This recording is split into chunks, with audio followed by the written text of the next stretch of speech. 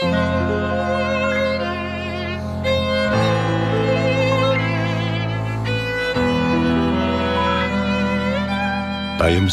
Viléma Storice. Na motivy stejnojmenného románu Žila Verna napsal a režijně nastudoval Dimitrij Dudík.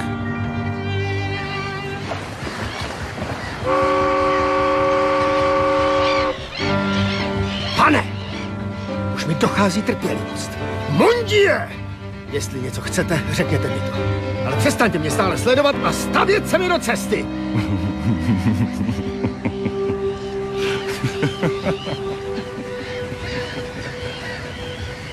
Kde je?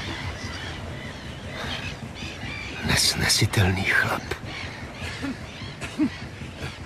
Pane Vidale, plavím se z Vídně, návštěva ředitelství, služební záležitost. Víte, má profese. Prostě nemohl jsem si nepovšimnout štítku se jménem na vašem kufru. Pardon, dovolte, abych se vám představil. Štepark, policejní ředitel města Raxu. Nechápu. Host až z daleké Paříže. Jste v našem městě očekáván. Stejně jako svatba vašeho pana bratra. Je to přes své mládí velmi nadaný a slavný malíř. Ach, můj bratr Mark. Víte, jsem o 8 let starší. Nahrazoval jsem mu v dětství otce a matku, o které jsme přišli. Ano. Vy nejspíš znáte pana Rodericha a jeho dceru. Každý je zná. Doktor Roderich je jedním z nejvěhlasnějších uherských lékařů. Žije se svým synem, kapitánem Haralanem Roderichem a dcerou Mirou v přepichovém paláci s mnoha salony a rozsáhlými zahradami. Stará rodina, s tradicí, aristokrati. Pánové, omlouvám se za vyrušení. Kapitán si bude považovat za velkou čest, přijmete-li jeho pozvání na horní palubu. Pořádá tam malé občerstvení. Vítejte, pane Vidale. Rád vás vidím, pane policejní řediteli. A poslužte si u našich stolů. Uzený úhoř, sumec, čerstvější ryby v životě neochutnáte. Vytahujeme je za plavby rovnou z Dunaje a udíme tamhle za komínem. Skutečná lavůdka. Prsty si utírejte do našeho měkkého maďarského chleba. A kapku tokaje z křišťálových sklenek chutná nejlépe.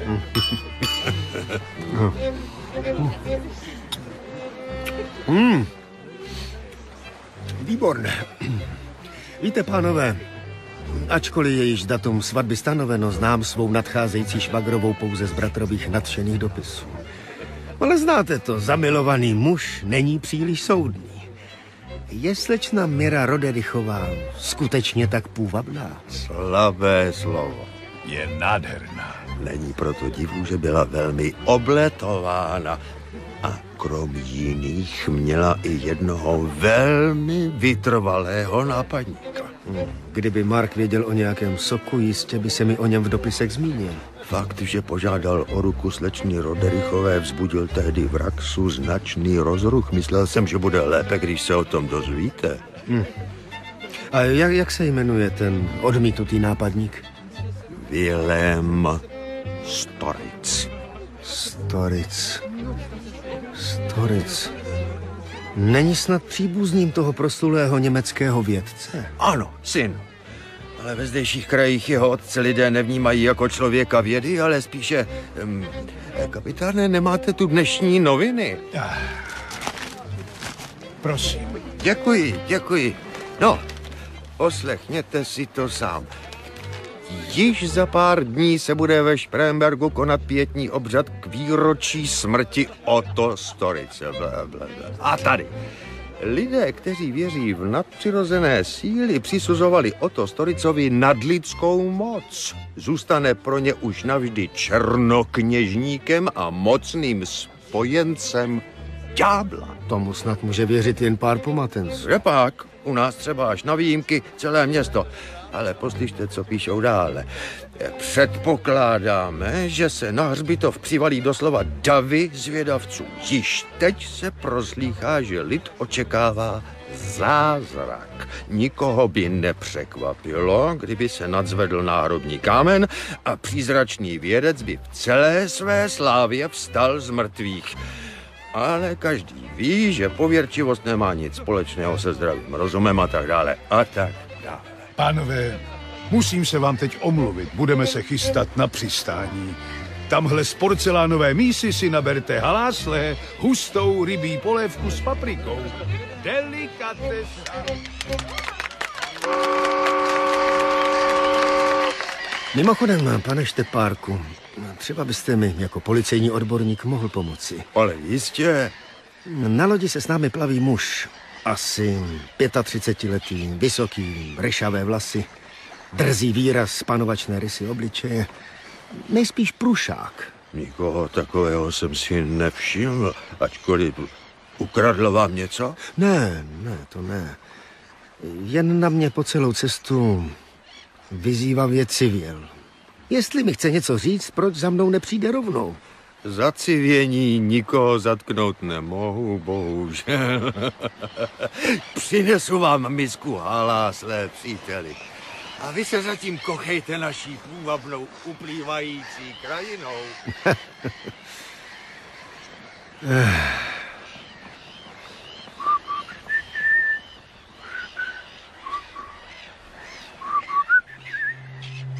Jestli se Mark vydal, ožení s Mirou Roderichovou, neujdete strašlivé pomstě. Cože? Kdo? Kde? Tak, tady nesu polévku. Co je s vámi? Jste nějak bledí? Zdálo se mi, že tu někdo mluvil. Ale přitom poblíž mne nikdo nestál. Asi vlny Dunaje. Ten někdy ševelí jako hlasy. A nebo to tokajské. Nejspíš. Podívejte, tamhle na břehu. Marku!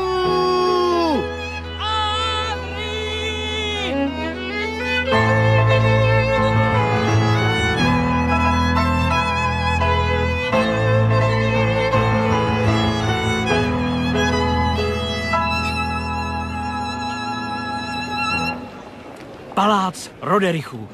Jsme doma. Henry, naše odloučení se zdálo tak strašně dlouhé. No, ale již nic nebrání tomu, abych se účastnil nejšťastnějšího dne v tvém životě, Marku. Ale poslyš, bratříčku, než vejdeme dovnitř, rád bych se tě na něco zeptal. Říká ti něco jméno Vilém Storic? Aha, tohle. Ještě dříve, než jsem se s Mirou seznámil, se ucházel bez nejmenší odezvy o přízeň mé snoubenky. Doktorem Roderichem byla posléze stroze odmítnuta jeho žádost o její ruku. To je vše. Všichni ho tu považují za podivína.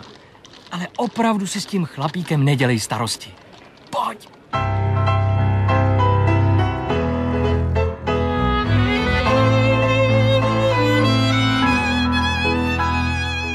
Úchvatné. Těmito dveřmi se vchází do pokojů a ordinace doktora Rodericha. Těmihle do salonu a jídelny, tyhle vedou do zahrad a na terasy. V poschodí je pokoj kapitána Haralana, hostinské pokoje a komnaty mé nastávající. S rodinou se setkáme v zimní zahradě. Z ní vede středem, vysoko vzhůru, točité schodiště až nahoru do věže. Tam, v proskleném pavilonku s okružní terasou, je království mé milované Miry. Ty schody ještě dnes vyšlapeš, věř mi. Ale teď zavři oči. Tak. Otevři. Palmy, dracény, tropické keře, citrusy. No, ale ne. Obraz přece. A dělal jsem si legraci, Marku. Ten portrét je obdivuhodné dílo, nejlepší, co si kdy namaloval. A tvůj model? Oduševnělý výraz, něha, laskavý úsměv, stělesněný půvab. Nesmírně elegantní a má smysl pro humor. To jsi všechno vyčetl z mého obrazu. A taky z toho, že stojí se zdviženým obočím za tvými zády a čeká, co na to řekneš. Miro! Henry, jsme tak šťastní, že jste tu s námi. Odpusťte, že se trochu červenám. Tohle je můj otec. Je mi ctí vás uvítat v našem domě, pane Vidale. A bratr? Kapitán Haralan Roderich. Nemohli jsme se vás dočkat, Henry. A teď? Na věž. Snad jste si, milý Henry, nemyslel, že poprvé uvidíte město odjinud, než z mé věže. Vidíš, já to říkal. Drahá Miro, přijel jsem do Raxu jen proto, abych na ní vystoupal. A jde se do nebe.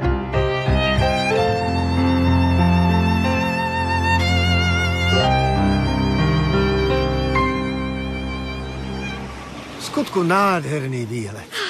Tamhle je aristokratická čtvrť s paláci, hotely, náměstími a sochami. A tímhle směrem vidíte? Tam tržiště. A Dunaj, jen se podívejte, jak je na něm teď rušno. Za Dunajem Srbské hory. A na severu naše pusta z ostrůvky lesů. A tamhle dole, uprostřed ostrova Švéndor, vidíš ten ostrov uprostřed města, jak jej obtékají vody Dunaje? Tak tam, pod věží té velebné katedrály svatého Michala, po támhletom schodišti, vidíte, budeme s Mirou za pár dní stoupat společně.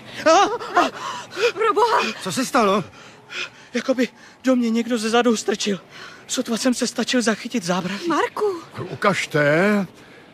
Dejte mi ruku. No, teď oko. Podívejte se nahoru. To nic. Jen radost z bratrova příjezdu, jste přetažený. No, už toho dnes bylo dost. Pojďme spát. A zvláště náš host si po té namahavé cestě odpočinek zaslouží.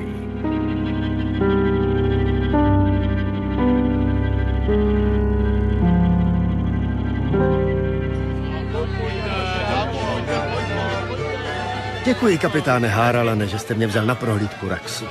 Potřeboval jsem si trochu pročistit hlavu. Je mi potěšením. A tady máme Kolomanovo náměstí.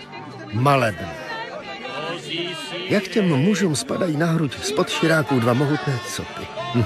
A ty opasky, vesty z beraní kůže a naleštěné holiny z ostruhami. U nás v Paříži hned někoho něco nepřekvapí, ale takto oblečený muž by si rázem získal patřičnou pozornost. To je tím, že jsme se ocitli na trhu. Venkované.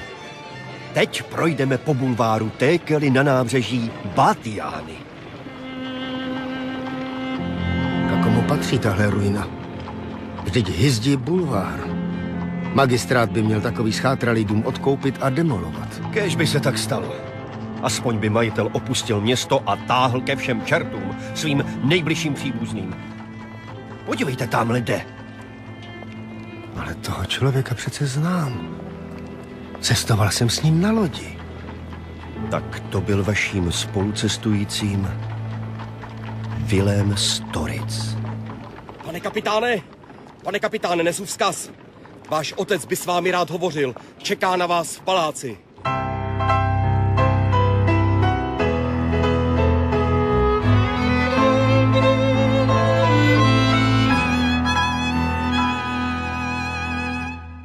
Milý Henry, Haralane, dnes ráno se stala znepokojující věc. Právě když jsem začal pracovat, vtrhl do mé ordinace Vilém Storic. Ta drzost! Byl úplně bez sebe, křičel, že když si Miru nevezme on, nedostane jí ani mark. Má prý strašlivou moc a nebude váhat ji použít proti rodině, která ho tak strašně potupila. Ten lump! Hned tak něčeho se neleknu. Ale měli bychom být na pozoru. Z jeho očí sálalo šílenství a šílenec je vždycky nebezpečný.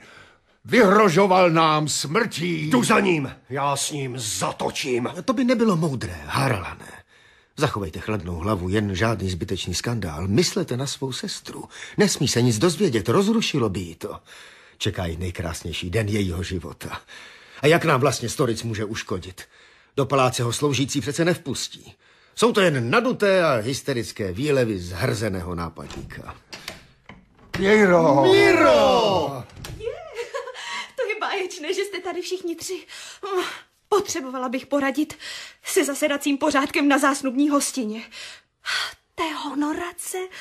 Myslíte, že se do zimní zahrady vejdou stoly pro 150 hostí? Kam posadíme guvernéra? A Manny? Bože, nevím, kde mi hlava stojí. Nebojte se, Miro, váš večírek bude prostě nezapomenutelný. Dívá se! Zapalte lampiony v zahradě a taky na terasách! Další tanci, slyšel? je tatínek? Měl by ho osobně uvítat. Tatínku? Tatínku? Těch uniform, smokingů a rob a diamantových šperků až oči přecházejí. Pohleďte tamhle, na pódium, příteli. Podle maďarského zvyku musí být na zásnubní hostině vystavena zásnubní smlouva, ta je na tom levém podstavci a na tom pravém, obklopen stonky růží a lístky pomerančových květů, leží na sametovém polštářku svatební věneček, který bude mít Mira ve vlasech, až půjde k oltáři. Měla ho na hlavě ve svůj svatební den naše zesnulá maminka. Jaká škoda, že v něm Miru neuvidí. Bavíte se, pane Vidale? Haralane, chlapče, to je ale nádherný večer, víte. Podívejte se na snoubence. Přímo září štěstím. Ani! Marku! Omluvte mě, prosím, za pár chvil nastane zlatý hřeb večera. Snoubenci totiž podepíší zásnubní smlouvu a Mark slavnostně nasadí Miře věneček. Od této chvíle si už podle naší tradice nesmí žádný z nich vzít nikoho jiného, a to ani v případě, že by ke svatbě nedošlo. Vážení přátelé, prosím o pozornost. Jsem dojat sympatiemi, které celé město v tento pro nás tak důležitý den projevilo naší rodině. Děkuji vám z celého srdce. A nyní tedy přistupme. Já strašlivě byl potupen. Teď přináším vám odvetu. Vše vyvrátím, jak suchý peň. Jen mrtvé prázdno zbude tu. Provokace? Slychaná. Odkud přichází ten strašlivý zpěv? Nejdřív byl slyšet ze zahrady, ale teď, pokud mě neklame sluch, musí být ta osoba tady, v místnosti. Jenomže nikoho nevidím. Co jsou to za nevhodné žerty? Jsem hrůzná, děsná persona. A kdo mě jednou urazil, ten pekelně to odstonal, ať v chrámu prosil o azyl. Chlapky pijána se hýbou sami od sebe. Zázrak! Špatné znamení! Ďábelské úklady. Kapitán! Pospěšte k pijánu, rychle! Prostě jde pryč. Mě nikdo nikdy nechytne a tuhle dívku míti chci. A když to bude nezbytné, zničím vás jak tu kytici. Zásnubní kytice se zvedá z podstavce. Jako by jí rozdupali neviditelné boty. Naše zásnubní smlouva! Je roztrhána na drobonké kousky. Vyhozená do vzduchu! Svěží! Zabiju ho! Zabiju ho! Tomáš, kde jsi, ukaž se! Ty zbabělče! Jak směšný jsi a bláhový, když proti mě dešť dosteče. Vždyť ona ďáblu vyhoví a on jí uzme věneček. Svatební věneček pluje vzduchem, mizí v zahradě. Všichni na zahradu, prohledat. I keře. Podejte do každého místa. Nevynechejte jediný kout. Tady není. Nikde nic. Tohle je určitě dílo Viléma Storice.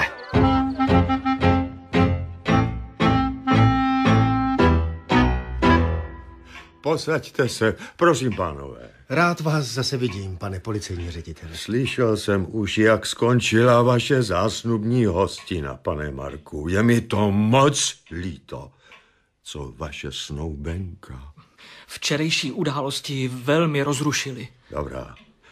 Sice tuším, co mi odpovíte, ale zeptat se z titulu své funkce musím. Myslíte, pane doktore Roderichu, že vás někdo nenávidí a chce se pomstít vaší rodině, protože chcete provdat Miru za pana Marka Vidala? Myslím, že ano. A kdo je ten člověk? Vilém Storic. Ano. ale zatknout jej nemůžeme. Nikdo ho přece u vás na večírku neviděl. Vyhrožoval nám smrtí. Na druhou stranu musíme udělat všechno proto, abychom ve městě udrželi klid. Pravda, v Raxu se začíná vzmáhat nepokoj. Lidé v těch událostech cítí cosi nadpřirozeného. Vyšli houfně ven a trousí se ve skupinkách po ulicích. Provedeme tedy domovní prohlídku v Storicově domě na bulváru Tékély. Třeba najdeme nějaký důkaz. Zastavím se pro povolení u guvernéra. A udělí je. Jeho excelence byla včera na zásnubním večírku. Jsem si jist, že povolení k prohlídce Storicova domu bude pouhá formalita. No, Marku, pospěšme za Mirou. Neměli bychom ji nechávat tak dlouho samotnou. A my s Anrym se připojíme k panu policejnímu řediteli. Tedy pokud dovolí. Jistě, pánové, 2 svědkové a pomocníci mi přijdou nesmírně vhod.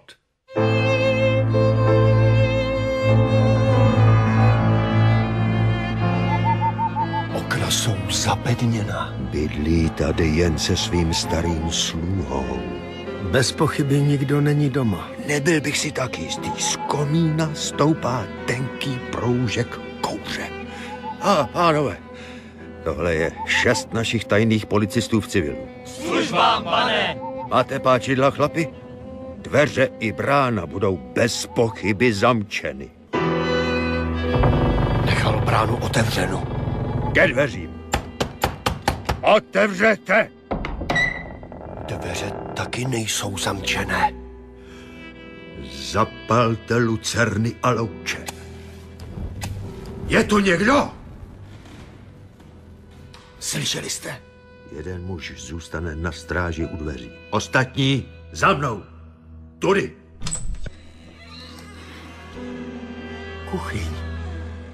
Lidinová kanna. Doutná v nich ještě pár uhlíků. Dále.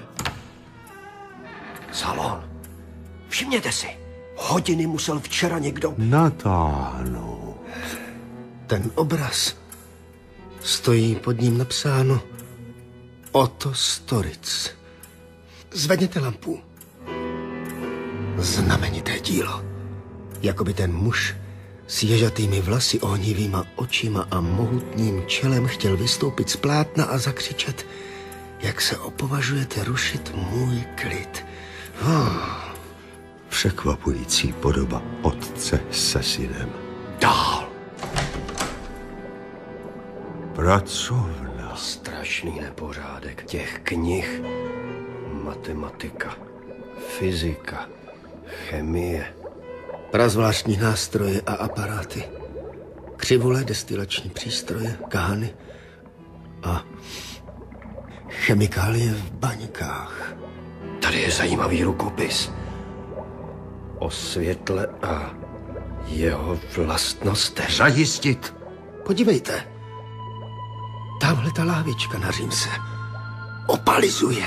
Pomalu v ní krouží svítící proudy a ty zvláštní zářící barvy. Vezmu ji.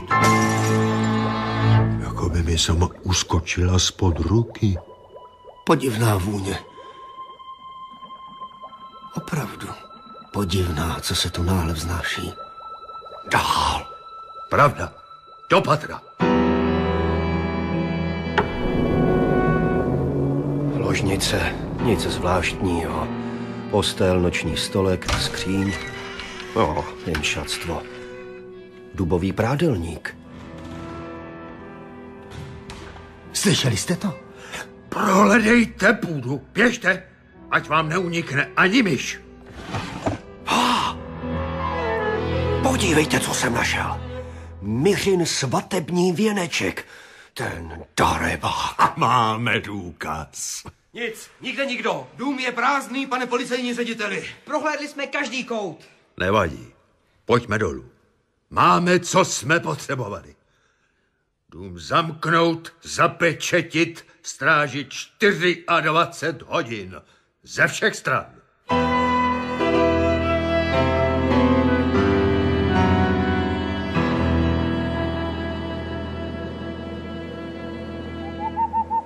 Nech nás prosím chvíli s panem policejním ředitelem o samotě, Haralane. A doma nikomu ani slovo o našem nálezu. Nechceme přece rodinu znepokojovat před svatbou, že ne? Ale... Kapitáne Haralane, mlčet. Ani slovo. Nikomu. Rozumíte mi? Rozkaz.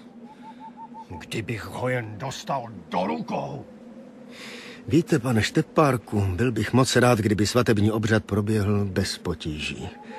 Myslíte, že byste mi v tom mohl pomoci? Navštívím guvernéra ještě dnes v noci. Udělám, co se dá, pane Vidale. Spolehněte se.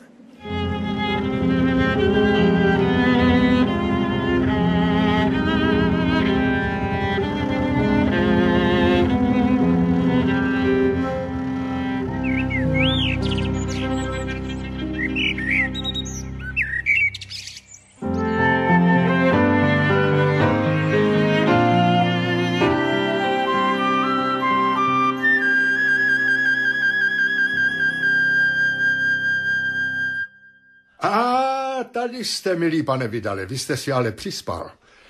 Slyšel jsem od Haralana, že jste v domě nic zajímavého nenašli, ale já něco zajímavého mám. Poslouchejte. Přečtu vám, co píší v dnešním deníku. Včera se konala výroční slavnost Otto Storice ve Špembergu. Tisíce zvědavců, dav se ani nevešel na hřbitov, náhrobní kámen se ale nenadzvedl, mrtvý z hrobu nevystoupil a země se točí dál. Báječná zpráva, doktore. To ale není všechno. Mnohem zajímavější je, že se oslav účastnil i syn Otto Storice, Vilém. Takže doopravdy Rax opustil. A hned tak se sem nevrátí.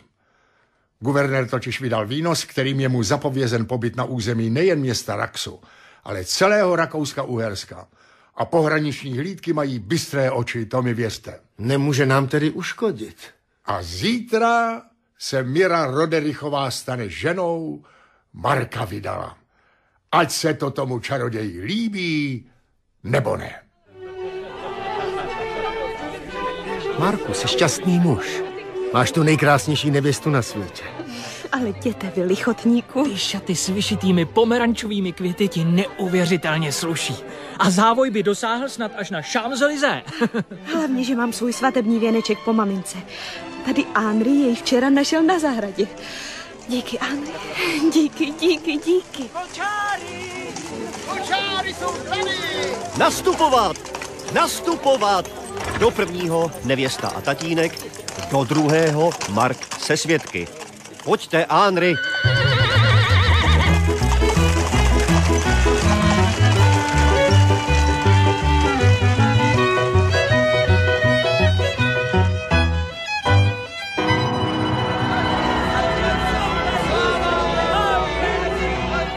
A teď, děti, po schodech vzhůru ke dveřím katedrály. Nebojte se té záplavy květů. To vám prší štěstí.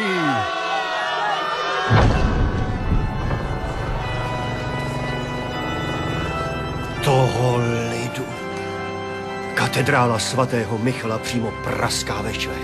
V příčných lodích se také tlačí hosté. Zaplavili dokonce i schodiště před chrámem. Už jdou! Biskup, arcibiskup z Pešti, za nimi ministranti. Povstaňte! Hleďte. Dav se rozestoupil jako rudé moře před zástupy Mojžíšovými. Vykročili. Mira nikdy nevypadala krásněji.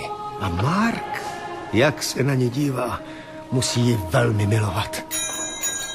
Nechť nyní snoubenci přistoupí ke stupňům oltáře. Marku a Miro, rozhodli jste se uzavřít manželství. Ptám se vás před církví a před Bohem. Je vaše rozhodnutí svobodné a upřímné? Ano. Ano. A nyní stvrdíte své rozhodnutí tím, že si vyměníte snubní prsteny a... Strašné. Ďábelská kouzla v kostele. Prsteny letí vzduchem.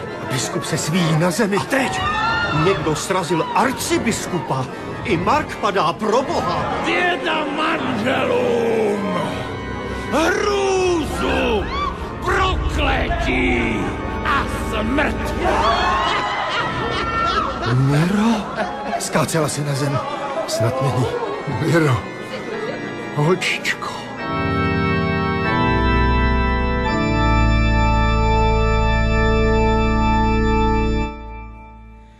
Jsme tu sami.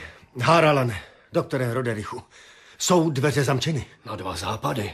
S čím jste se nám chtěl svěřit, pane Vidale? Bude se vám to zdát neuvěřitelné, ale napadlo mne. Ten Němec musel po svém otci zdědit nějaké tajemství, které mu umožňuje stát se neviditelným. Cože? To je nesmysl. Počkej, Haralane. Pokračujte, pane Vidale. Otto Storic nejspíš vynalezl nějakou sloučeninu, která působí tak, že světelné paprsky prostupují hmotným tělem, čímž se stává pro ostatní průsvitným. Jistě, vzpomeňme na tu opalizující lahvičku v Storicově domě. Nejspíš v ní byla tekutina, kterou po sobě rozpráší. Ta sloučenina by ale musela učinit neviditelný i oblek, který má ten člověk na sobě. Ne však předměty, které vezme do ruky. Vzpomeňte na věneček plující vzduchem, ten padouch. Klapky pijána stlačující se sami od sebe. Zásnubní smlouvu roztrhanou neviditelnou rukou. Kdo je tam? To jsem já, Mark. Marku, jak je Miře? Zůstávají u ní 3 služebné, kdyby se probrala, ale stále je v bezvědomí. Strašlivě bledá. Srdce jí tluče nepravidelně, skoro nedýchá. Když na okamžik otevře oči, nepoznává mne. To je strašné. Ale dal jsem jí silnou dávku uklidňujícího léku, vyspí se a zítra jí snad bude lépe. Musíme doufat. Jistě vše dobře dopadne, Marku. Slibuji, že osobně... Pozor, všichni k zemi nůž! Zvedá se sám do výšky. Marku, pro boha! Míra Roderichová se nikdy nestane manželkou Marka Vidala. Nikdy. Uhněte! Pozor! Okno! Otevírá se!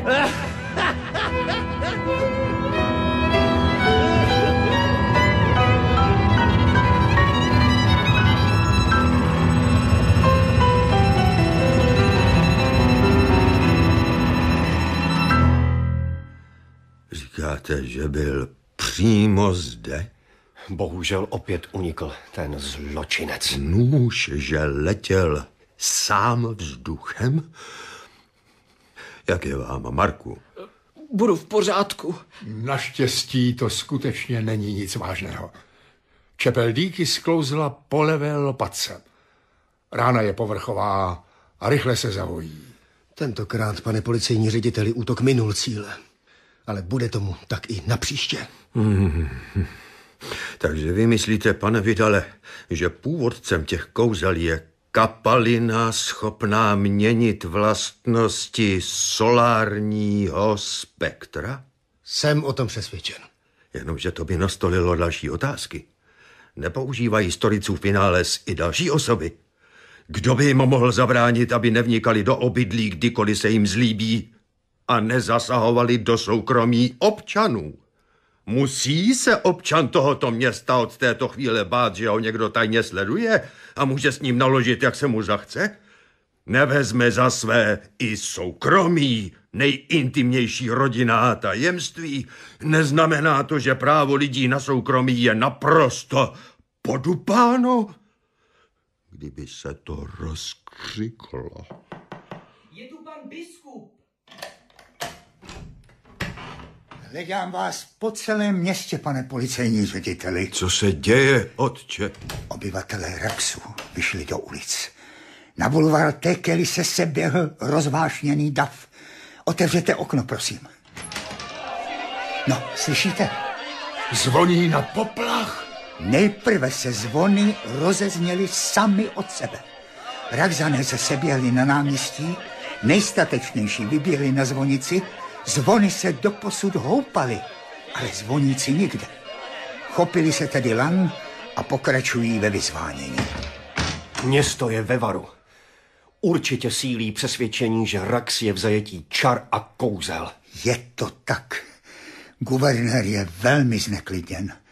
Pokusím se sám k lidem promluvit, ačkoliv se obávám, že v této vzrušené atmosféře bude hlasu rozumu pramálo nasloucháno. Půjdu s vámi, otče. Musíme se pokusit situaci uklidnit. A my vystoupejme nahoru do věže. Odtamtud je skvělý výhled na bulvár Tékely. Jděte beze mě. Půjdu zkontrolovat zdravotní stav toho nebohého dítěte.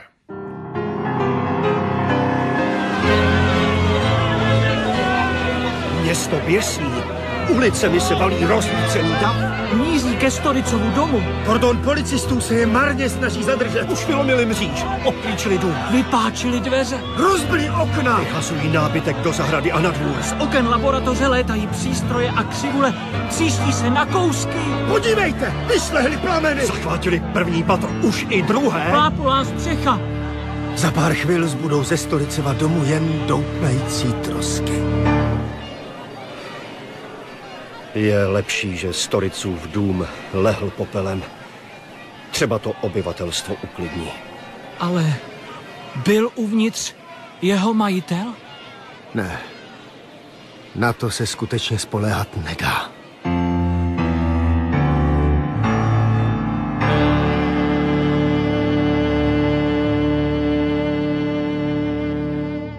Rychle uzamkněte za sebou dveře do věže. Provedl jsem opatření, která nám vrátí klid, alespoň v domě. Pročesali jsme s veškerým služebnictvem celý palác, od půdy až po sklepy. Nevynechali jsme jediný kout. Nenechali jsme mezi sebou sebe menší skulinu, kterou by mohla proniknout lidská bytost. Prozkoumali jsme každou skříň, každou truhlu. Prohlédnuté pokoje jsem osobně zamkl na klíč. Bránu na ulici jsem nechal uzavřít, do domu se vstupuje jen malými dvířky, stojí u nich stráž. S jistou pýchou musím prohlásit, že jsem dům změnil v nedobytnou pevnost. Nikdo nevstoupí dovnitř bez našeho souhlasu. Výborný plán. U myřiných dveří stojí 2 strážní. Vypadá to, že jsme skutečně v bezpečí. Pane Roderichu, slečna Mira. Proboha, co je s ní? Slečna Mira zmizela. Její postel je prázdná. Musíte ji najít, pane Štěpárku, musíte. Uklidni se, Marku. Udělám, co se dá, pánové. Posaďte se. Ještě máme chvíli času. Chvíli času? Slečna Mira, že zmizela. Tak to byl ten jeho chystaný mistrovský kousek. Mistrovský kousek? Můžete nám to vysvětlit, pane policejní řediteli? Jistě. Včera v noci uprostřed chůze pomostu vedoucího na ostrov Švendor jsem ve tmě náhle zaslechl hlas Viléma Storice. Mluvil se svým sluhou Hermanem. Ani jeden z nich nebyl vidět, jenže já byl pro ně v noci také neviditelný. Proč jste ty padouchy okamžitě nezatkl? Není jednoduché zatknout ve tmě 2 neviditelné muže a navíc jsem nehodlal prozradit, že znám jejich plány. Vyrozuměl jsem, že Storic se v nejbližší době chystá nabít lidské podoby. Ale proč by to dělal? Potřebuje v bance vybrat peníze. Jistě, a žádný pokladník by nevyplatil hotovost někomu, koho by neviděl. To je logické. Jenže Storicovi chybí tekutina z lahvičky číslo 2, jak tomu říkají s Hermanem. Sice jsme mu zničili laboratoř, ale nenašli jsme prý tajnou skrýš v zahradě. Ta je zasypaná troskami. Musí je odhrabat a dostat se k elixíru. A to se stane dnes přesně v 10 hodin, což je za 20 minut. Na včerejší noc chystal Storic ten svůj mistrovský kousek, kdybych jen tušil, že plánuje únos. Miro má uboha. Takže víme, kdy Storic přijde ke spáleništi svého domu. Máme ho v hrsti. Můj bože, v hrsti. Marku, bude lépe, když se teď odebereš domů. Tvé nervy byly posledních pár dní podrobeny kruté zkoušce. Vpřed, pánové.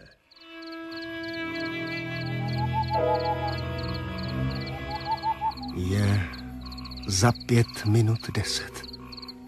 Přiblížíme se ke spáleništi zadem. Přes zahradu. Skrývejte se pod listím na stromu. Hlavně tiše. Stát. Jen očouzené zdivo. Kusy ohořelých trámů, zbytky nábytku a střepy. Co teď? Nezbývá než čekat. Tam, vidíte? Trosky se pohybují. Pomalu, jako by ty neviditelné ruce nechtěly vzbudit pozornost. Vilém Storic je tady. Zabiju ho! Zabiju toho zločince!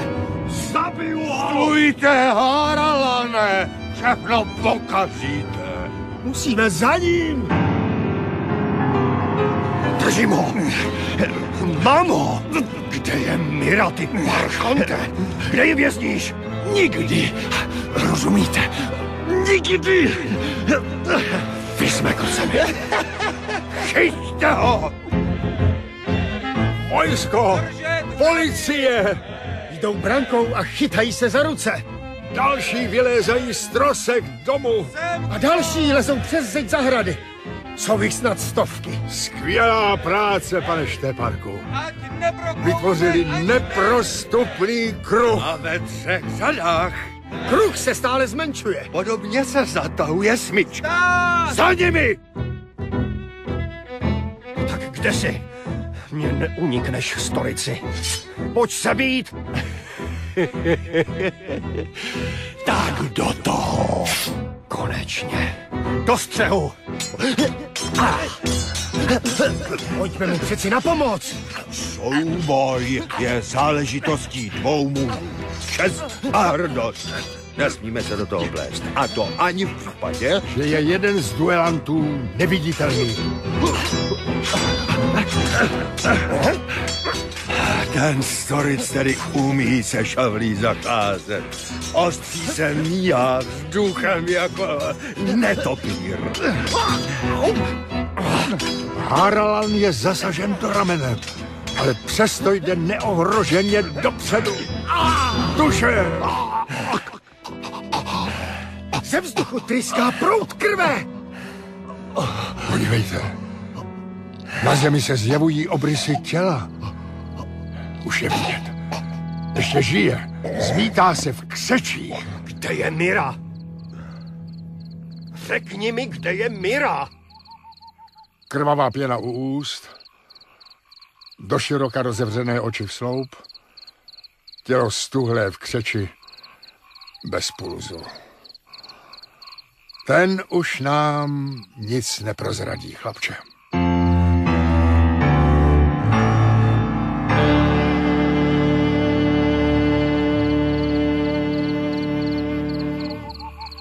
V těchto místech spáleniště se sama od sebe hýbala ohořelá prkna. Což znamená, že pod nimi musí být skrýž. Pusťte se do hledání.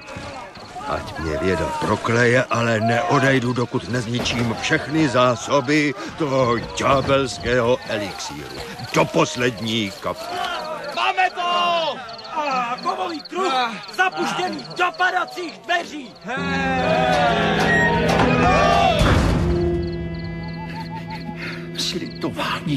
Slitování. Někdo mě drží za ruku. Nevidím ho. A tady. Hlavu má v úrovni mého pasu. Klečí. A tvář má mokrou. Pláče. Kdo jste? Herman, Storicův sluha. Slyšel jsem, že jste rozhodnuti zničit všechen elixír ve skryši. Tím byste mě odsoudili navždy k životu bez viditelného těla. Dovolte, prosím vás, dovolte, abych se napil z jedné jediné lahvičky. Je na ní nakreslena 2. Rozmyslím si to. Veďte toho lotra dolů.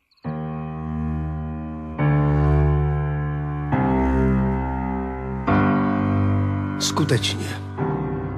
Řada skleniček označených 1 a 2. Tak pij do reváku. Aspoň ti budeme při výslechu vidět do tváře. Lahvička pluje vzduchem. Naklání se. Tekutina mizí. Zhmotňuje se pára. A obrysy postaví. Děkuji. Nasaďte tomu lotrovi pouta a zničte zbylé flakony.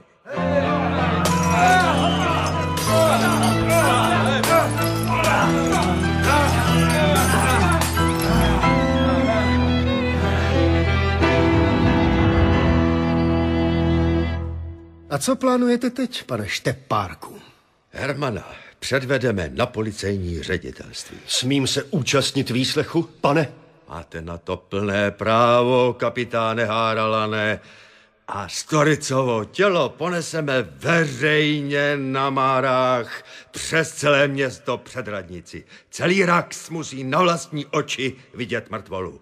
Tu pak spálíme na hranici a popel vysypeme do Dunaje, jak se to dělalo ve středověku s těly čarodějů. Pak se snad do města konečně vrátí klid.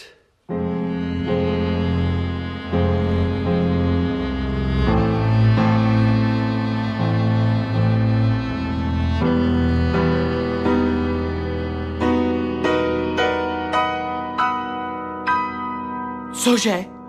Je mrtvý? Vy jste ho zabili? Zemřel a nic vám neprozradil, co jste to udělali? Ubohá Mira, už ji neuvidím. Nezoufej, Marku. My sice nevíme, kde Mira je, ale určitě to ví Storicův sluha Hermán. A toho člověka máme za mřížemi. Prozradí, kde ji Storic skrývá a Mira se k nám vrátí. Zase bude všechno jako dřív. Co to je?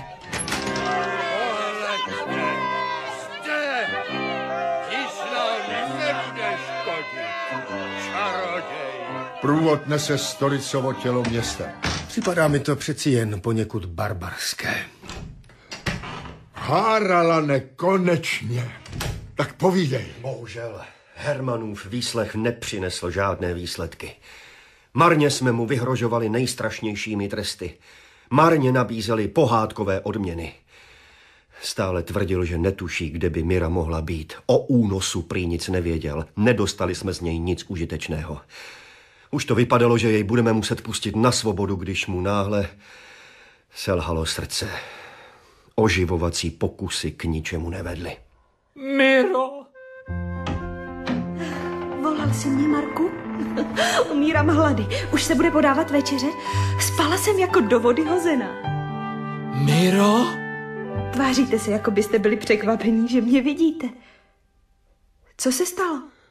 Miro, holčičko, teď se nelekni toho, co ti řeknu. My, jak tady sedíme, tě teď vlastně nevidíme. Jsi... neviditelná.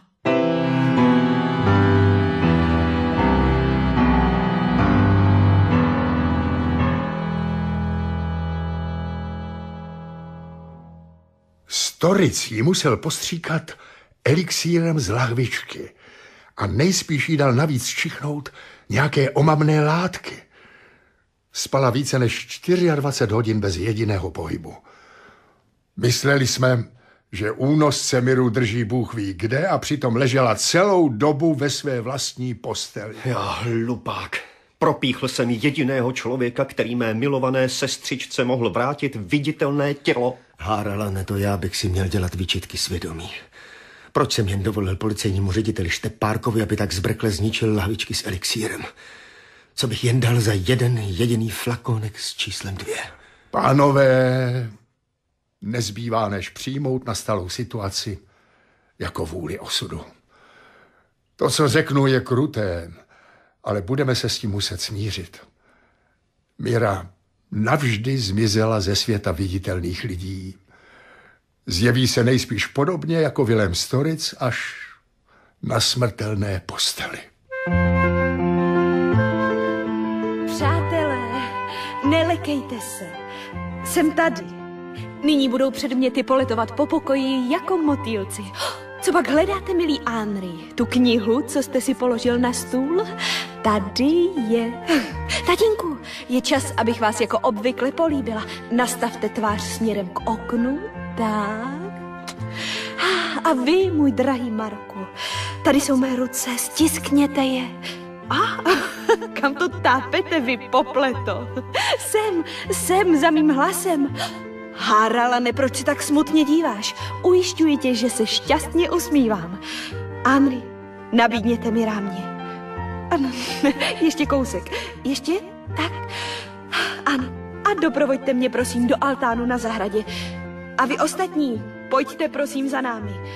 Mark se nám chystá něco říct. Přátelé, miloval jsem Miru viditelnou, budu ji milovat i neviditelnou. Našemu sňatku chybí církevní souhlas, protože obřad byl přerušen ve chvíli, kdy nám měl arcibiskup požehnat. Rád bych vše uvedl na pravou míru. I když kněz Miru neuvidí, uslyší, že si mě bere za muže a já ji za ženu. Je nepochybné, že žije a je tedy schopna přijmout svátost oltářní. Miro, chcete se stále stát mou ženou? Ano, můj drahý. Ano.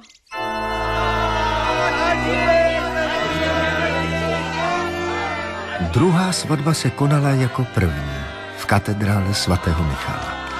Svědkové byli stejní, přišli tíž hosté a přátelé, táž městská honorace. Kostelní lodi praskaly ve švech více než prvé. Dav svatebčanů namačkaný na schodech však toho dne nevěstu nespatřil. Miřina podoba ale ze světa přece jen navždy nezmizela. Marku, tady. Sedím v křesle pod svým portrétem. Posaď se ke mně.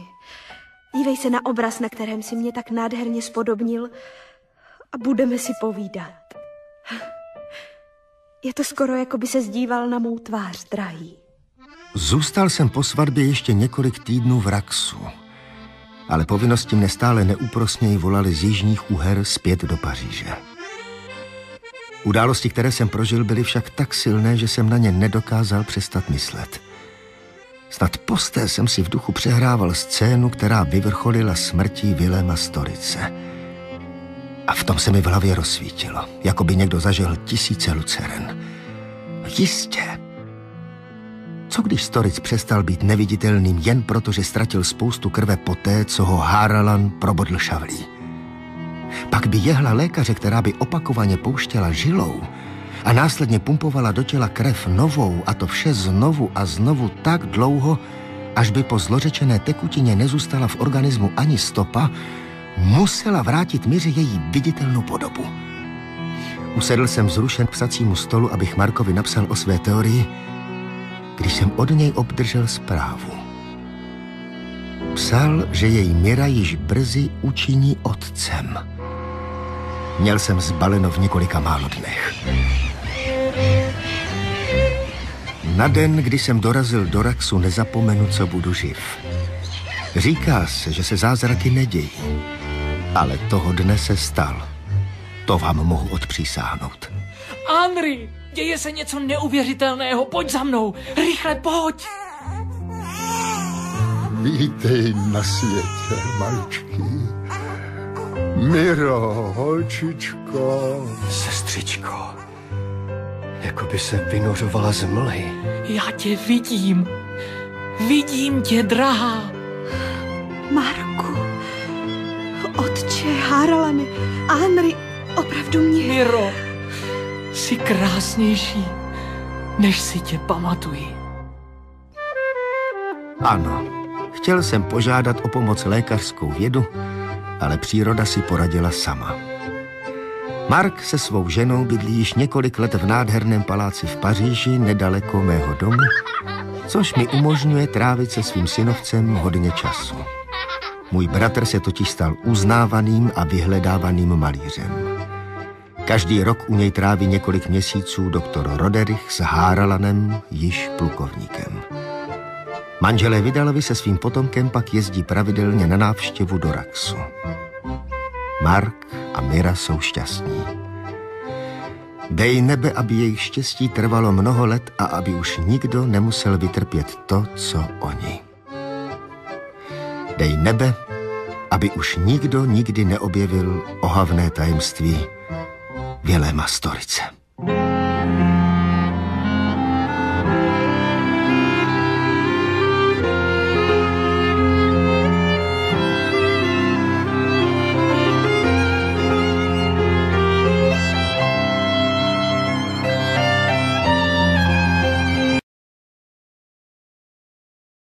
A taky z toho, že stojí se zdviženým obočím za tvými zády a čeká, co na to řekneš.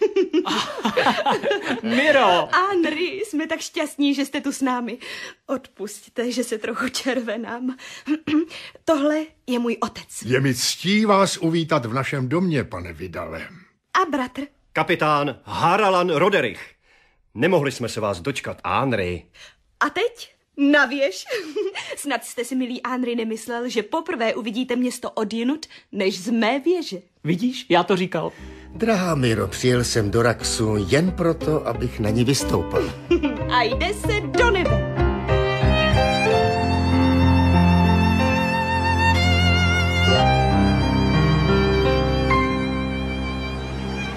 Skutku nádherný výlet. Tamhle je aristokratická čtvrť s paláci, hotely, náměstími a sochami. A tímhle směrem vidíte? Tam tržiště. A Dunaj, jen se podívejte, jak je na něm teď rušno. Za Dunajem Srbské hory. A na severu naše pusta z ostrůvky lesů. A tamhle dole, uprostřed ostrova Švéndor, vidíš ten ostrov uprostřed města, jak jej obtékají vody Dunaje? Tak tam, pod věží té velebné katedrály svatého Michala, po támhletom schodišti, vidíte, budeme s Mirou za pár dní stoupat společně. Proboha! Co se stalo? Jakoby do mě někdo ze zadu strčil. Sotva jsem se stačil zachytit zábradlí. Marku! Ukažte. Dejte mi ruku. No to. Teď oko. Podívejte se nahoru. To nic. Jen radost z bratrova příjezdu, jste přetažený. No, už toho dnes bylo dost. Pojďme spát. A zvláště náš host si po té namahavé cestě odpočinek zaslouží.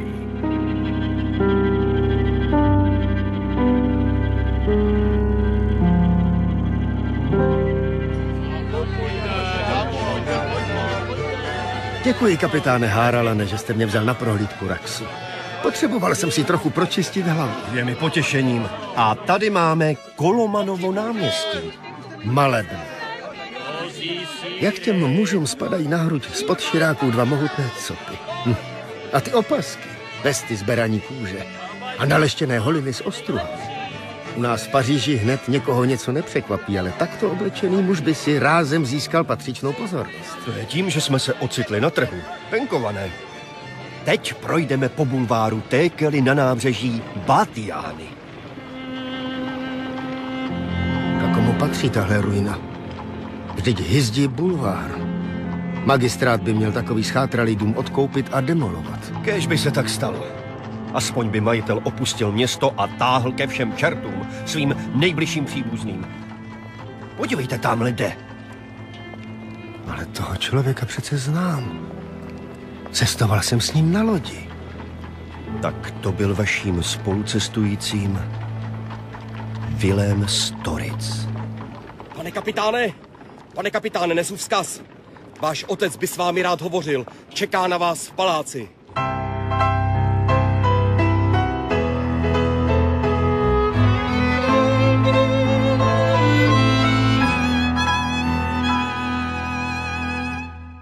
Milý Henry, Haralane, dnes ráno se stala znepokojující věc. Právě když jsem začal pracovat, vtrhl do mé ordinace Vilém Storic. Trzost. Byl úplně bez sebe, křičel, že když si Miru nevezme on, nedostane ji ani Mark. Má prý strašlivou moc a nebude váhat ji použít proti rodině, která ho tak strašně potupila. Ten lump! Hned tak něčeho se neleknu. Ale měli bychom být na pozoru. Z jeho očí sálalo šílenství a šílenec je vždycky nebezpečný. Vyhrožoval nám smrtí. Jdu za ním, já s ním zatočím. To by nebylo moudré, Haralane. Zachovejte chladnou hlavu, jen žádný zbytečný skandál. Myslete na svou sestru.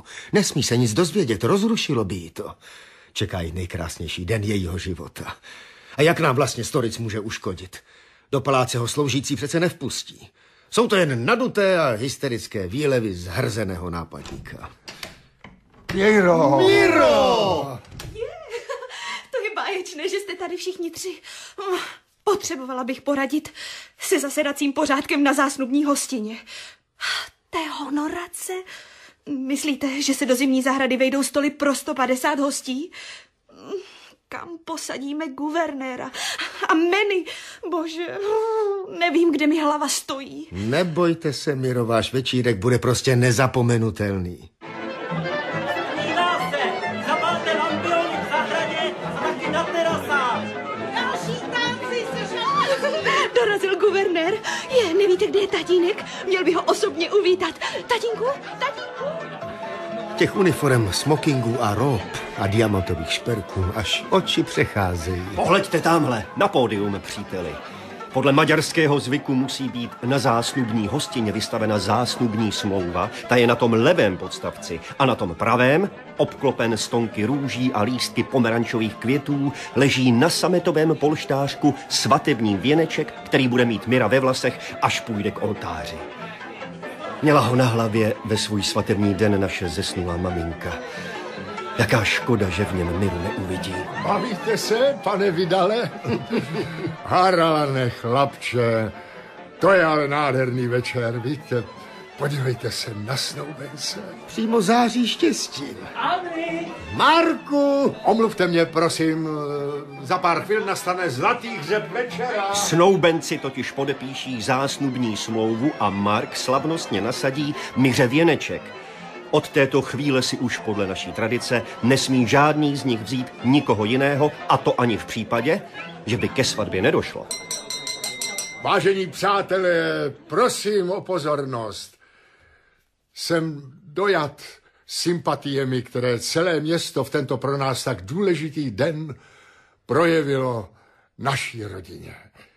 Děkuji vám z celého srdce. A nyní tedy přistupme. Já strašlivě byl potupen. Teď přináším vám odvetu. Vše vyvrátím, jak suchý peň. Jen mrtvé prázdno zbude tu. Provokace! Drzost! Odkud přichází ten strašlivý zpěv? Nejdřív byl slyšet ze zahrady, ale teď, pokud mě neklame sluch, musí být ta osoba tady, v místnosti. Jenomže nikoho nevidím. Co jsou to za nevhodné žerty? Jsem hrůzná, děsná persona.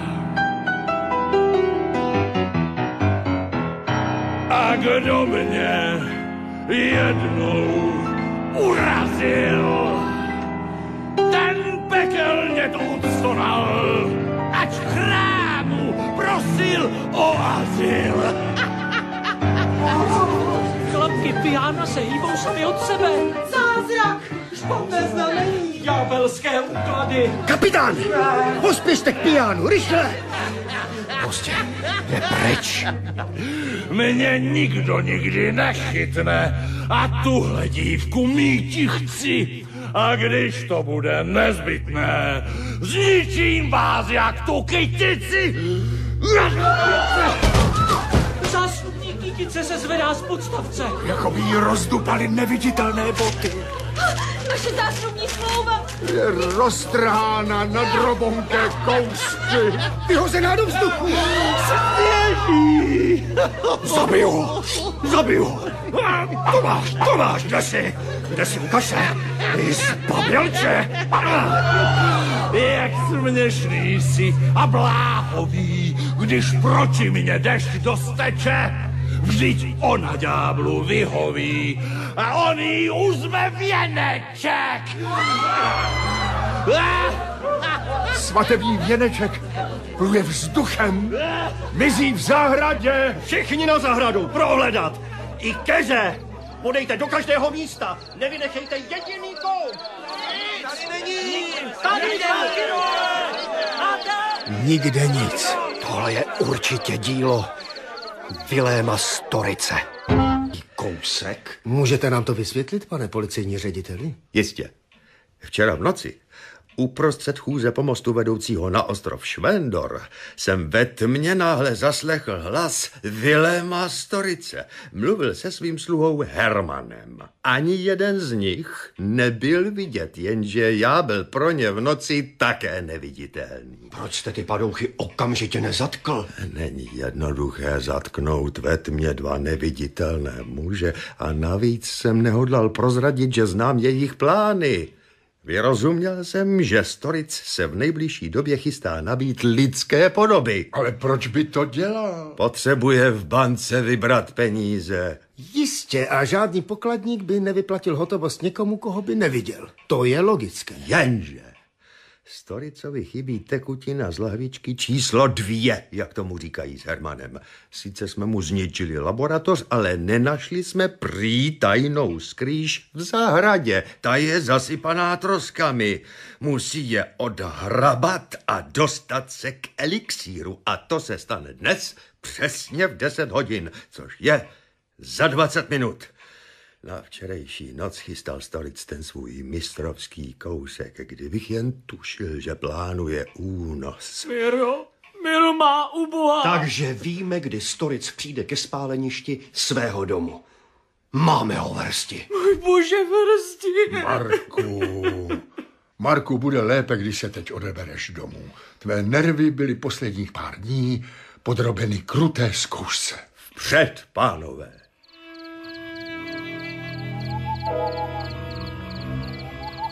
Je za 5 minut 10. Přiblížíme se ke spáleništi zadem.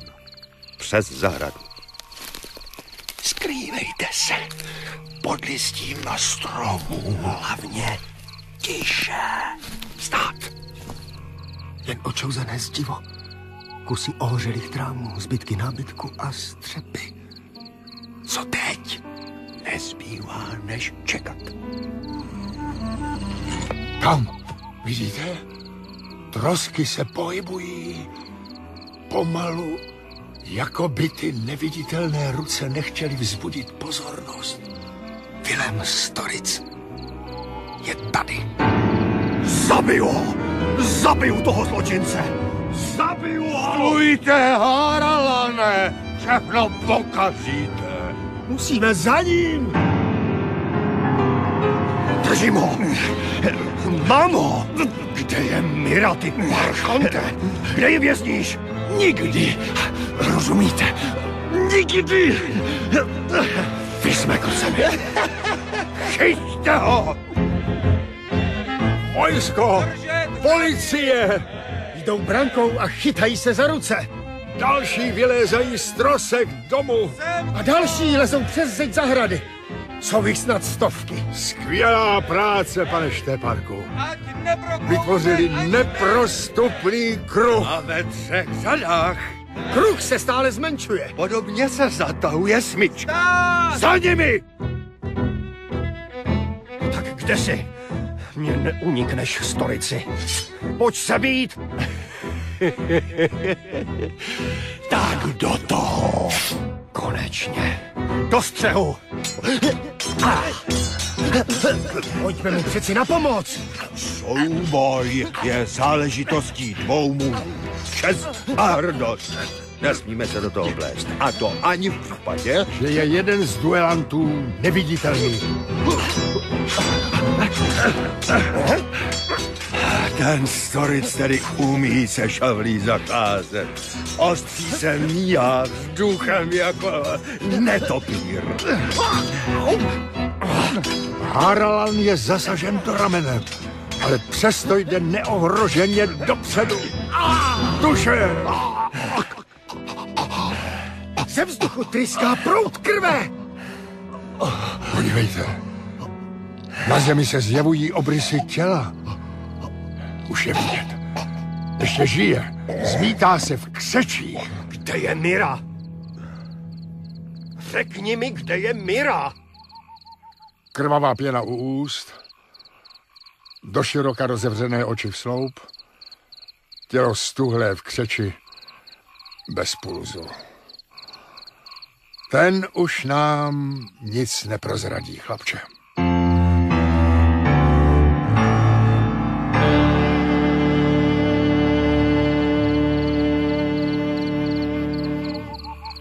V těchto místech spáleniště se sama od sebe hýbala ohořelá prkna. Což znamená, že pod nimi musí být skrýž. Pusťte se do hledání. Ať mě věda prokleje, ale neodejdu, dokud nezničím všechny zásoby toho ďábelského elixíru. Do poslední kapky. Máme to! A kovový kruh zapuštěný do padacích dveří!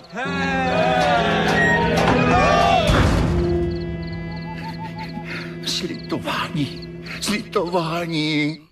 Někdo mě drží za ruku. Nevidím ho. A tady. Hlavu má v úrovni mého pasu. Klečí. A tvář má mokrou. Pláče. Kdo jste? Herman, Storicův sluha. Slyšel jsem, že jste rozhodnuti zničit všechen elixír ve skryši. Tím byste mě odsoudili navždy k životu bez viditelného těla. Dovolte, prosím vás, dovolte, abych se napil z jedné jediné lahvičky. Je na ní nakreslena 2. Rozmyslím si to. Veďte toho lotra dolů.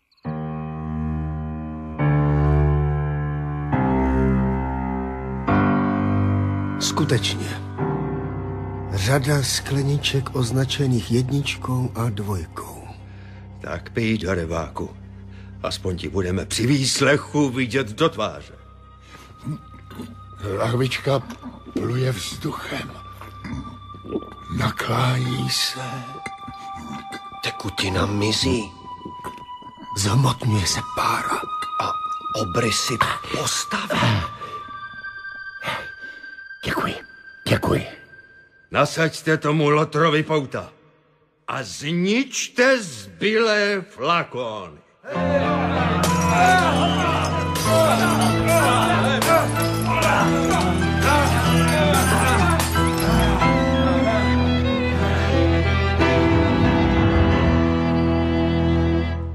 A co plánujete teď, pane Štepárku?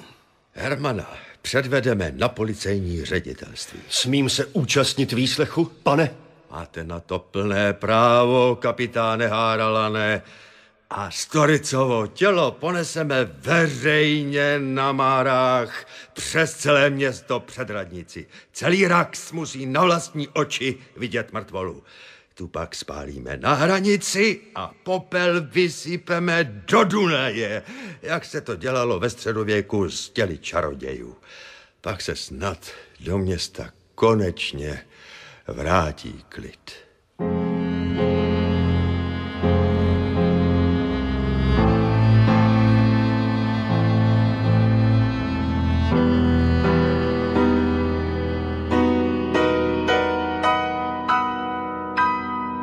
Cože?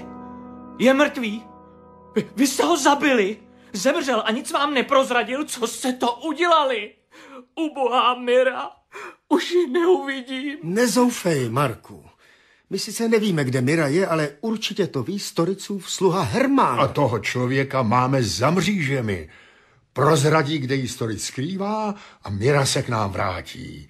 Zase bude všechno jako dřív. Co to je?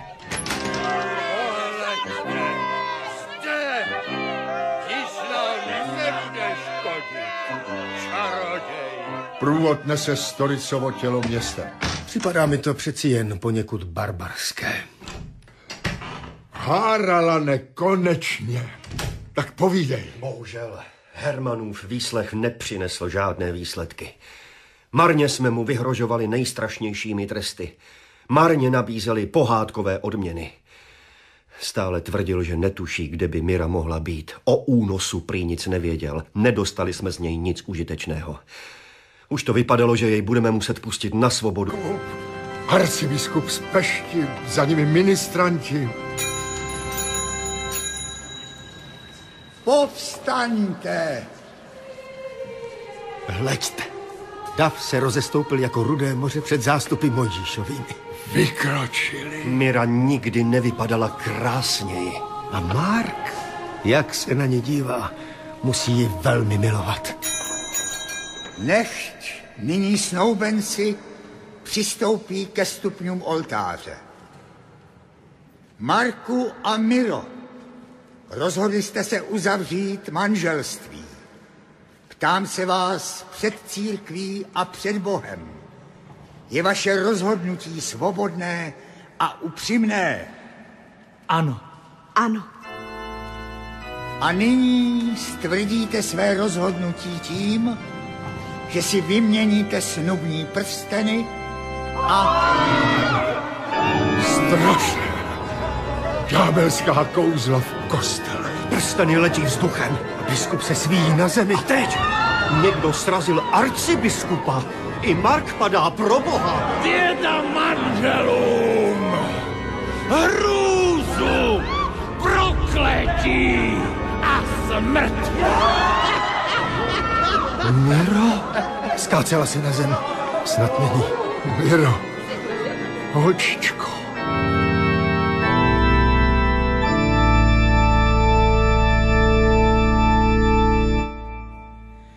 Jsme tu sami. Haralane, doktore Roderichu. Jsou dveře zamčeny. Na 2 západy. S čím jste se nám chtěl svěřit, pane Vidale? Bude se vám to zdát neuvěřitelné, ale napadlo mne. Ten Němec musel po svém otci zdědit nějaké tajemství, které mu umožňuje stát se neviditelným. Cože? To je nesmysl. Počkej, Haralane. Pokračujte, pane Vidale. Otto Storic nejspíš vynalezl nějakou sloučeninu, která působí tak, že světelné paprsky prostupují hmotným tělem, čímž se stává pro ostatní průsvitným. Jistě, vzpomeňme na tu opalizující lahvičku v Storicově domě. Nejspíš v ní byla tekutina, kterou po sobě rozpráší. Ta sloučenina by ale musela učinit neviditelný i oblek, který má ten člověk na sobě. Ne však předměty, které vezme do ruky. Vzpomeňte na věneček plující vzduchem, ten padouch. Klapky pijána stlačující se sami od sebe. Zásnubní smlouvu roztrhanou neviditelnou rukou.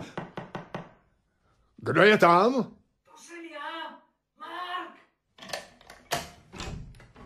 Marku, jak je Miře? Zůstávají u ní 3 služebné, kdyby se probrala, ale stále je v bezvědomí. Strašlivě bledá. Srdce jí tluče nepravidelně, skoro nedýchá. Když na okamžik otevře oči, nepoznává mne. To je strašné. Ale dal jsem jí silnou dávku uklidňujícího léku, vyspí se a zítra jí snad bude lépe. Musíme doufat. Jistě vše dobře dopadne, Marku. Slibuji, že osobně... Pozor, všichni mi nůž! Zvedá se sám do Marku, pro Boha! Mira Roderichová se nikdy nestane manželkou Marka Vidala. Nikdy. Uhněte! Pozor! Okno! Otevírá se!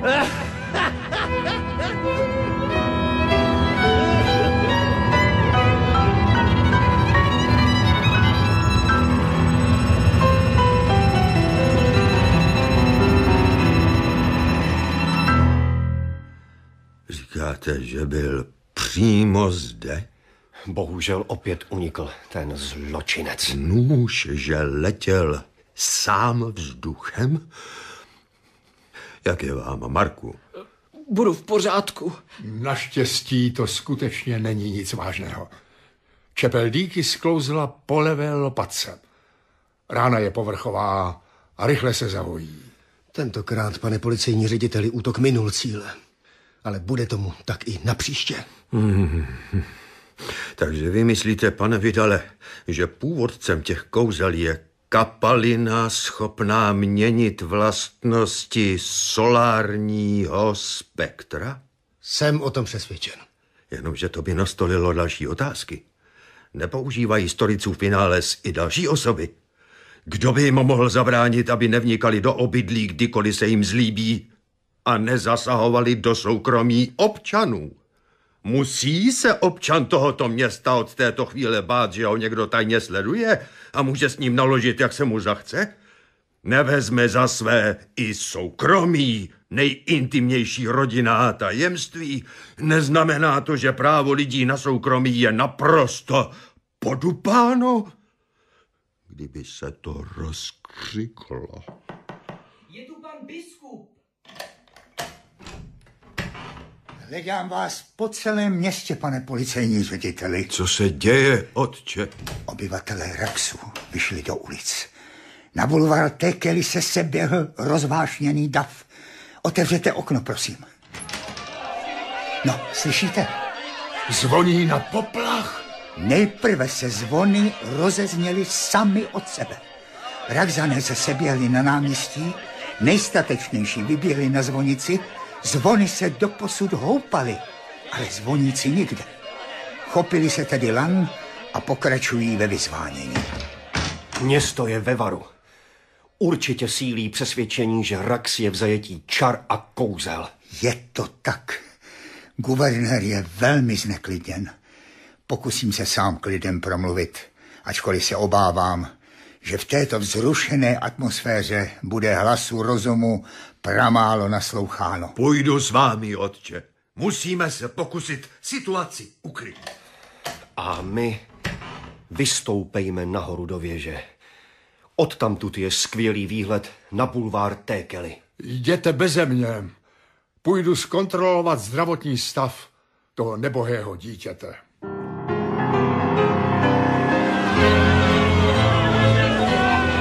Město běsí. Ulicemi se valí rozlícený dav. Míří ke Storicovu domu. Kordon policistů se je marně snaží zadržet. Už vylomili mříž, obklíčili dům. Vypáčili dveře. Rozbili okna. Vyhazují nábytek do zahrady a na dvůr. Z oken laboratoře létají přístroje a křivule. Tříští se na kousky. Podívejte, vyšlehli plameny. Zachvátili první patro, už i druhé. Plápolá střecha. Za pár chvil zbudou ze Storicova domu jen doupnající trosky. Je lepší, že Storicův dům lehl popelem. Třeba to obyvatelstvo uklidní. Ale byl uvnitř jeho majitel? Ne.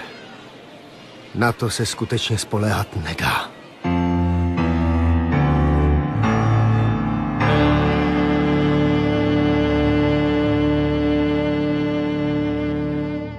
Rychle uzamkněte za sebou dveře do věže.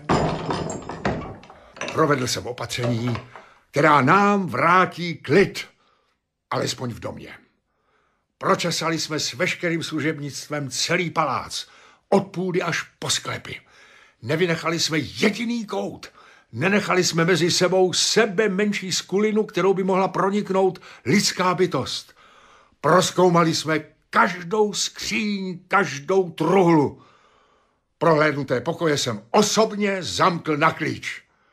Bránu na ulici jsem nechal uzavřít, do domu se vstupuje jen malými dvířky, stojí u nich stráž. S jistou pýchou musím prohlásit, že jsem dům změnil v nedobytnou pevnost. Nikdo nevstoupí dovnitř bez našeho souhlasu. Výborný plán. U myřiných dveří stojí 2 strážní. Vypadá to, že jsme skutečně v bezpečí. Pane Roderichu, slečna Mira. Proboha, co je s ní? Slečna Mira zmizela. Její postel je prázdná. Musíte ji najít, pane Štěpárku, musíte. Uklidni se, Marku. Udělám, co se dá, pánové. Posaďte se.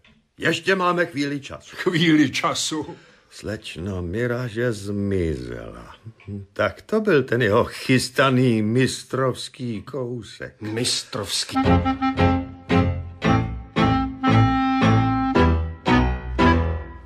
Posaďte se, prosím, pánové. Rád vás zase vidím, pane policejní řediteli. Slyšel jsem už, jak skončila vaše zásnubní hostina, pane Marku. Je mi to moc líto.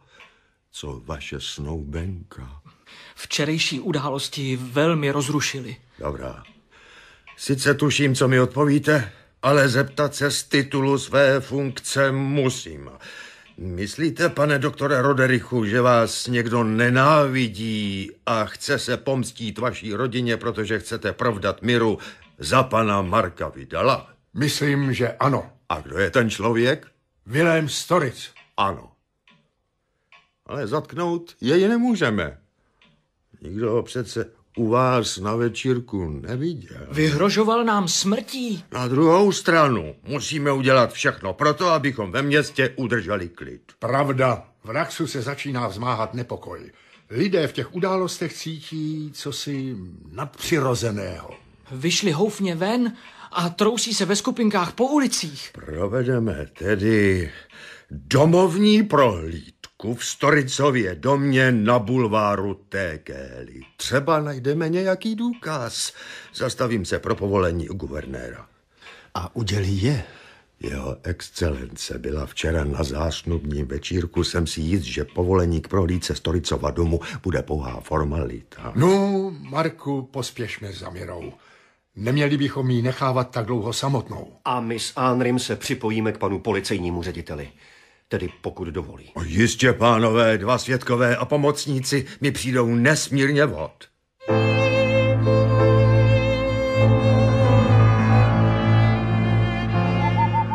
Okna jsou zabedněna. Bydlí tady jen se svým starým sluhou. Bez pochyby nikdo není doma. Nebyl bych si tak jistý. Z komína stoupá tenký proužek kouře. A pánové, tohle je 6 našich tajných policistů v civilu. Službám, pane! Máte páčidla, chlapi? Dveře i brána budou bez pochyby zamčeny. Nechal bránu otevřenou. Ke dveřím. Otevřete! Dveře taky nejsou zamčené. Zapalte lucerny a louče. Je tu někdo? Slyšeli jste? Jeden muž zůstane na stráži u dveří. Ostatní za mnou. Tudy. Kuchyň. Lidinová kanna. Doutná v nich ještě pár uhlíků. Dále. Salon. Všimněte si. Hodiny musel včera někdo natáhnout. Ten obraz. Stojí pod ním napsáno Otto Storic. Zvedněte lampu. Znamenité dílo. Jakoby ten muž s ježatými vlasy, ohnivýma očima a mohutným čelem chtěl vystoupit z plátna a zakřičet, jak se opovažujete rušit můj klid. Překvapující podoba otce se synem. Dál. Pracovna. Strašný nepořádek. Těch knih. Matematika, fyzika, chemie. Prazvláštní nástroje a aparáty. Křivule, destilační přístroje, kahany a chemikálie v baňkách. Tady je zajímavý rukopis. O světle a jeho vlastnostech. Zajistit. Podívejte. Tamhle ta lávička na římse opalizuje. Pomalu v ní krouží svítící proudy a ty zvláštní zářící barvy. Vezmu ji. Jako by mi sama uskočila spod ruky. Podivná vůně. Opravdu podivná, co se tu náhle vznáší. Dál. Pravda. Do patra. Ložnice, nic zvláštního. Postel, noční stolek, skříň. No, jen šatstvo. Dubový prádelník. Slyšeli jste to? Prohledejte půdu, běžte, ať vám neunikne ani myš. Podívejte, co jsem našel. Myřin svatební věneček. Ten darebák. A máme důkaz. Nic, nikde nikdo. Dům je prázdný, pane policejní řediteli. Prohlédli jsme každý kout. Nevadí. Pojďme dolů. Máme, co jsme potřebovali. Dům zamknout, zapečetit, strážit 24 hodin. Ze všech stran.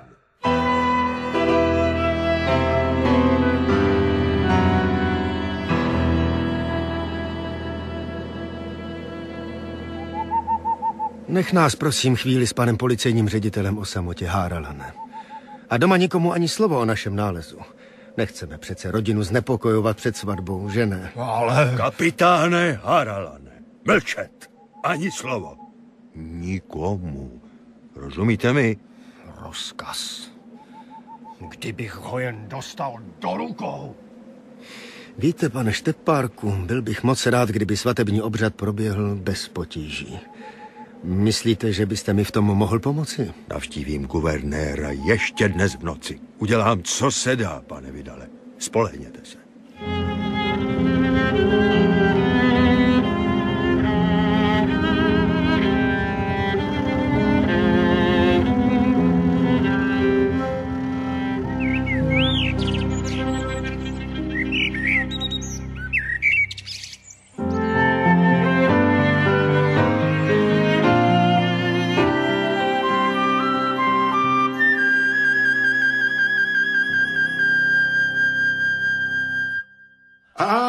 Tady jste, milý pane Vidale, vy jste si ale přispal. Slyšel jsem od Haralana, že jste v domě nic zajímavého nenašli, ale já něco zajímavého mám. Poslouchejte. Přečtu vám, co píší v dnešním deníku. Včera se konala výroční slavnost Otto Storice ve Špembergu. Tisíce zvědavců, dav se ani nevešel na hřbitov, náhrobní kámen se ale nenadzvedl, mrtvý z hrobu nevystoupil a země se točí dál. Báječná zpráva, doktore. To ale není všechno. Mnohem zajímavější je, že se oslav účastnil i syn Otto Storice, Vilém. Takže doopravdy Rax opustil. A hned tak se sem nevrátí. Guvernér totiž vydal výnos, kterým je mu zapovězen pobyt na území nejen města Raxu, ale celého Rakouska-Uherska. A pohraniční hlídky mají bystré oči, to mi věřte. Nemůže nám tedy uškodit. A zítra se Mira Roderichová stane ženou Marka Vidala. Ať se to tomu čaroději líbí, nebo ne. Marku, jsi šťastný muž. Máš tu nejkrásnější nevěstu na světě. Ale jděte vy, lichotníku. Ty šaty s vyšitými pomerančovými květy ti neuvěřitelně sluší. A závoj by dosáhl snad až na Champs-Élysées. Hlavně, že mám svůj svatební věneček po mamince. Tady Henri jej včera našel na zahradě. Díky, Henri. Díky. Kočáry jsou tady! Nastupovat! Do prvního nevěsta a tatínek, do druhého Mark se svědky. Pojďte, Henri.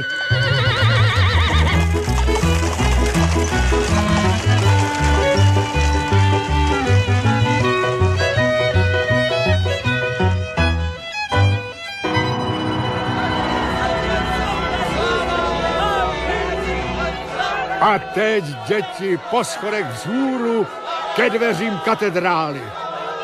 Nebojte se té záplavy květů. To vám prší štěstí.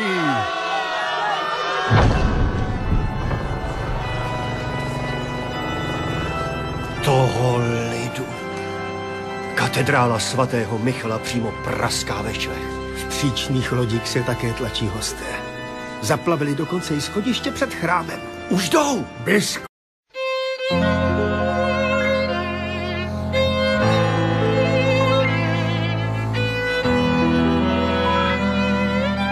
Tajemství Viléma Storice. Na motivy stejnojmenného románu Žila Verna napsal a režijně nastudoval Dimitrij Dudík.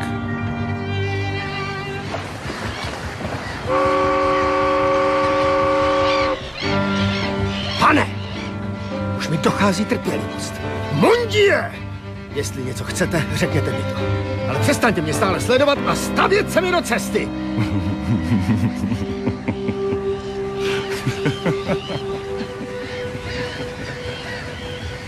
Kde je? Nesnesitelný chlap. Pane Vidale, plavím se z Vídně. Návštěva ředitelství, služební záležitost. Víte, má profese. Prostě nemohl jsem si nepovšimnout štítku se jménem na vašem kufru. Pardon, dovolte, abych se vám představil. Štepark, policejní ředitel města Raxu. Nechápu. Host až z daleké Paříže. Jste v našem městě očekáván. Stejně jako svatba vašeho pana bratra. Je to přes své mládí velmi nadaný a slavný malíř. Ach, můj bratr Mark. Víte, jsem o 8 let starší. Nahrazoval jsem mu v dětství otce a matku, o které jsme přišli. Ano. Vy nejspíš znáte pana Rodericha a jeho dceru. Každý je zná. Doktor Roderich je jedním z nejvěhlasnějších uherských lékařů. Žije se svým synem, kapitánem Haralanem Roderichem a dcerou Mirou v přepichovém paláci s mnoha salony a rozsáhlými zahradami. Stará rodina, s tradicí, aristokrati. Pánové, omlouvám se za vyrušení. Kapitán si bude považovat za velkou čest, přijmete-li jeho pozvání na horní palubu. Pořádá tam malé občerstvení. Vítejte, pane Vidale. Rád vás vidím, pane policejní řediteli. A poslušte si u našich stolů. Uzený úhoř, sumec, čerstvější ryby v životě neochutnáte. Vytahujeme je za plavby rovnou z Dunaje a udíme tamhle za komínem. Skutečná lavůdka. Prsty si utírejte do našeho měkkého maďarského chleba. A kapku tokaje z křišťálových sklenek chutná nejlépe.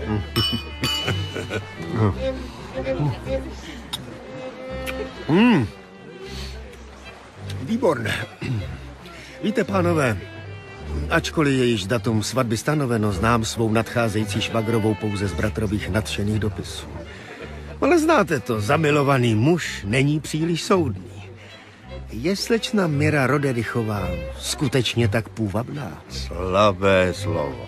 Je nádherná. Není proto divu, že byla velmi obletována. A krom jiných měla i jednoho velmi vytrvalého nápadníka. Kdyby Mark věděl o nějakém soku, jistě by se mi o něm v dopisech zmínil. Fakt, že požádal o ruku slečny Roderichové, vzbudil tehdy v Raxu značný rozruch. Myslel jsem, že bude lépe, když se o tom dozvíte.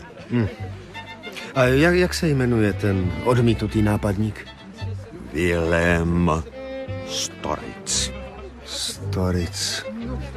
Storic. Není snad příbuzným toho proslulého německého vědce? Ano, syn. Ale ve zdejších krajích jeho otce lidé nevnímají jako člověka vědy, ale spíše... kapitáne, nemáte tu dnešní noviny? Prosím. Děkuji. No, poslechněte si to sám. Již za pár dní se bude ve Šprembergu konat pietní obřad k výročí smrti Otto Storice. A tady.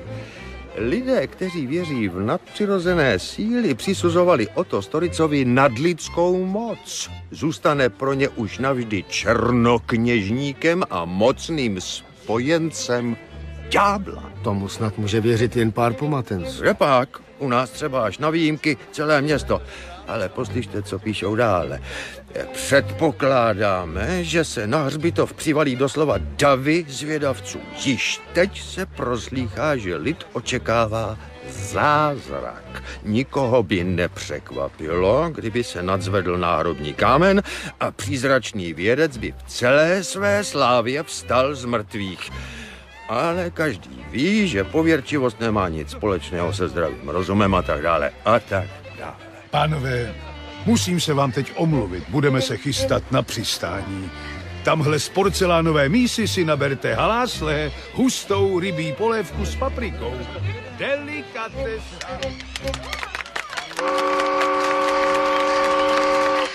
Mimochodem, pane Štepárku, třeba byste mi jako policejní odborník mohl pomoci. Ale jistě. Na lodi se s námi plaví muž. Asi 35letý, vysoký, ryšavé vlasy, drzý výraz, panovačné rysy obličeje. Nejspíš prušák. Nikoho takového jsem si nevšiml, ačkoliv ukradl vám něco? Ne, to ne. Jen na mě po celou cestu vyzývavě civěl. Jestli mi chce něco říct, proč za mnou nepřijde rovnou? Za civění nikoho zatknout nemohu, bohužel. Přinesu vám misku halásle, příteli. A vy se zatím kochejte naší půvabnou uplývající krajinou.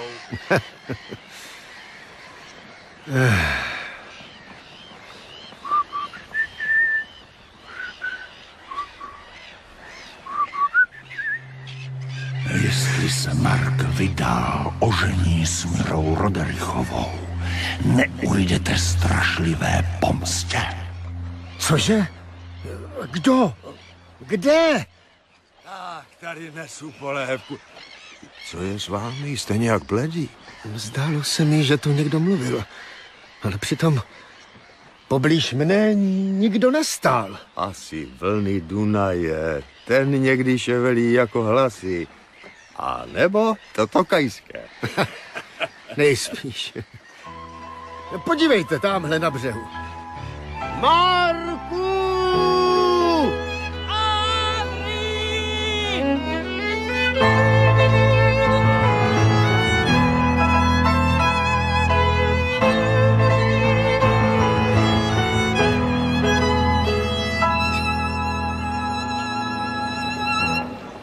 Palác Roderichů. Jsme doma. Henry, naše odloučení se zdálo tak strašně dlouhé. No, ale již nic nebrání tomu, abych se účastnil nejšťastnějšího dne v tvém životě, Marku. Ale poslyš, bratříčku, než vejdeme dovnitř, rád bych se tě na něco zeptal.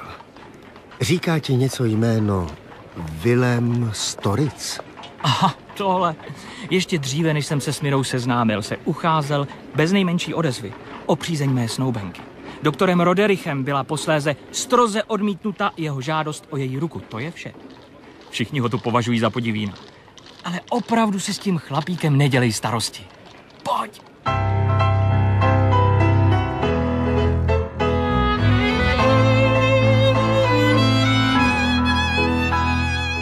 Úchvatné. Těmito dveřmi se vchází do pokojů a ordinace doktora Rodericha. Těmihle do salonu a jídelny, tyhle vedou do zahrad a na terasy. V poschodí je pokoj kapitána Haralana, hostinské pokoje a komnaty mé nastávající. S rodinou se setkáme v zimní zahradě. Z ní vede středem vysoko vzhůru točité schodiště až nahoru do věže. Tam v proskleném pavilonku s okružní terasou je království mé milované Miry. Ty schody ještě dnes vyšlapeš, věř mi. Ale teď zavři oči. Tak. Otevři. Palmy, dracény, tropické keře, citrusy. No, ale ne, obraz přece. A dělal jsem si legraci, Marku. Ten portrét je obdivuhodné dílo, nejlepší, co si kdy namaloval. A tvůj model? Oduševnělý výraz, něha, laskavý úsměv, stělesněný půvab. Nesmírně elegantní a má smysl pro humor. To jsi všechno vyčetl z mého obrazu.